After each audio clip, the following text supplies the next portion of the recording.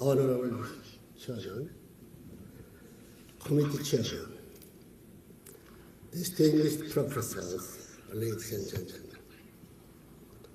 As a founder of the International Conference for Unity of the Sciences, I truly welcome you to ICOS 16. This year, our theme is absolute values and the assessment of the contemporary world. Today, it is really necessary that the world should be reassessed in each field. I do not know any better group to make such a reassessment than ICOS, this gathering of distinguished scholars representing all fields of knowledge, as well as all cultures, religions, races, and nations. I think that among all academic groups in the world, only ICOS is striving fundamentally to discover the true purpose and the unity of the sciences. You should know that ICOS, among all gathering of scholars in today's world, has a historical mission. The complicated problems of the world cannot be fully understood simply within the narrow perspectives of individual fields of knowledge. Their solution is beyond the capability of any specialized society of scholars. This is because of the problem of the world, essentially the problem of the human being. A human being has both physical body with material desires and material senses, and the spiritual self with spiritual desires and spiritual senses. The world is nothing but an extension of the human being with these two whole aspects, which determine the other within society and among nations. This is the reason why multidisciplinary research for solving the world's problems has to significantly consider such factors as religion, culture, art, and so on. Reassessment of the contemporary world by ICOS should certainly include a reassessment of the systems of the Eastern and Western blocs. And at the same time, reassessment as to what the role of science is those two blocs has been and how closely these sciences have come to their ultimate ideal. Today, regardless of how the readers of those two blocks make excuses, nobody can deny that the existing systems and orders in the world have failed to guarantee the true happiness of humankind. They have already hit their limit, and they are going to decline. In order for ICOS to reassess today's world, there should be a unifying standard and its central point. This central point should relate with the two-fold desires of the physical body and the spiritual self of the human being. I recognize that in the Middle Ages, God-centered thought and religious dogmatism blocked scientific exploration and limited the physical fulfillment of humans. However, it has been a big mistake for humanistic thinkers since the age of enlightenment to hold not only that religious belief is inferior to human reason, but also that human spiritual demands are in conflict with human reason. The emphasis fits the Enlightenment or humanism put on the rationality has been the great driving force for the sciences as they pursue the discovery of national laws in nature. With reason only, however, we become separated from the ultimate purpose of the human being, who has to hold nature. Without this ultimate purpose, the human being cannot stand independently and even discover the right direction, while ignoring spirituality and being satisfied with reason and intellectual accomplishment. People have not been concerned about solving the urgent problems connected with their own ultimate purpose. As a result, they came to be enthralled under materialism and sought to lose their dignity. Truth is one, and is the principle ruling both nature and the human world. This principle in nature is not root and source of all things of the universe. This principle in the human being is the absolute values of love which guide us to complete our personalities through harmony of our spirituality and physicality, and to realize truth, goodness, and beauty.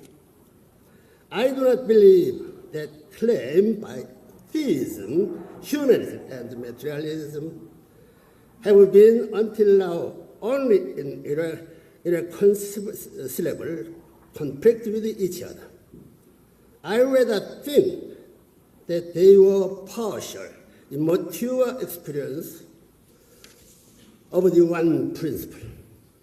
That is absolute values. In order to fundamentally solve various human problems of modern world, we should find absolute values, one principle which can cope with the whole behind any existing ideologies and claim. Absolute values bring us ultimately to the fundamental inquiry about God. To accept that God doesn't exist is to recognize that there exists a universal principle which operates constantly in nature and in the human world. On this foundation, values which appear to be relative can be understood as interrelated with each other on the basis of absolute values. I know that absolute values is not the popular theme among scholars today. But I hope, first of all, that they do not make the mistake of confusing absolute values and absolutism. I have emphasized several things. At ICOS, the absolute values are based on God's law. I urge ICOS to begin a comprehensive reassessment of today's world. Conventional habits of mind and attitudes has not been sufficient to deal with the unmasked problems in our world today. Furthermore, the solution of problems which contemporary society faces does not come from consideration of human factors only. We should also consider that humankind and history has been proceeding toward the realization of the will of God. Therefore, the contemporary world should be reassessed from viewpoints based on absolute values, which lies beyond rationalism, idealism, or even global viewpoints, and which originate from the love of God. As long as today's intelligentsias are ruled by relativistic viewpoints, there can never be unity of the sciences, nor can there be unity and harmony among races, among cultures, and among religions. Courageous pioneers are needed who, for the sake of the absolute values perspective, are willing to rule risks and be persecuted bitterly. Difficult and daring decisions are necessary. If the many existing partial viewpoints are to be unified into one coherent principle, today we should acknowledge that science and philosophies have failed in solving the world's problems. The great promise of natural science has too often been used for evil purposes, and not only for the true happiness of human beings. The field of social science have often been corrupt under the influence of egoistic, sectarian political powers, and so have played dysfunctional role in many occasions. Philosophy also has given up the great pursuit of the ultimate ideals of human beings, and hence has lost its life. Such a trend is becoming more serious because of the passive attitude of most scholars. I think that scholars should not be satisfied only with the outcome of their research, but they should respond to the call of the world, which is in need of active guidance. The world demands responsible action by scholars who enrich their capabilities for the good of mankind in accordance with the right value perspective. Conscientious intellectuals should protect the fruits of scientific research from being misused. Further, the sciences should not serve only the partial relative values, but for absolute values, for the benefit of the universe and the whole of humankind. Scholars should not be passively influenced by political, economic, and social currents, but should play an active role in leading society through historical insight and with a feeling of mission. The contemporary world, more than ever before, is burdened with problems which can be solved only through cooperation among nations and among races. In international and pluralistic societies, cooperative action by many intellectuals is no less important than individual resource in specialized fields. Among many scholarly conferences of the world, only ICOS has as its theme the ultimate issues of absolute values. and the unity of the sciences. They are not more urgent issues than these. Without finding absolute values, unity of the science is not possible. I have entrusted this mission to you.